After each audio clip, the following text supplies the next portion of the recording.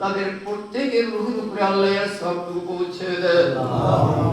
রব্বুল আলামিন, আমরা যারা হাত তুলেছি আমাদের প্রত্যেকের বাবা মা দাদা দাদি নানা নানি ভাই বোন আত্মীয় স্বজন যারা গহীন অন্ধকারে শায়িত, আল্লাহ তাদের রূহের উপরে সওয়াব পৌঁছে দেন। সন্তানের জন্য যে বাবার কি মায়া মার কি মায়া, যে বাবার সাথে বোঝানো সম্ভব না, রব্বুল আলামিন সেই বাবা মা আজকে কবরে, আল্লাহ তাদের রূহের উপরে সওয়াব পৌঁছে দেন। কবরকে তাদের কবরের মধ্যে আযাব দিয়েন না, আল্লাহ তাদের কবরকে জান্নাতের বাগান বানিয়ে দেন। দাদা বাবা নানা নানি এরকম ভাবে ভাই বোন যারা কবরবাসী, তাদের প্রত্যেকের রূহের উপরে সওয়াব পৌঁছে দেন।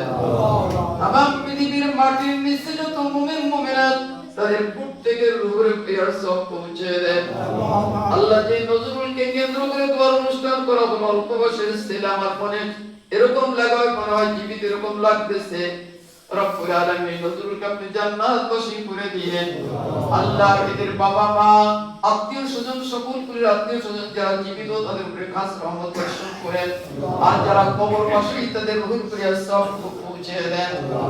তামাম পৃথিবীর মধ্যে কাফের মুশরিকদের কবলের উপরে মুসলমান আজকে কত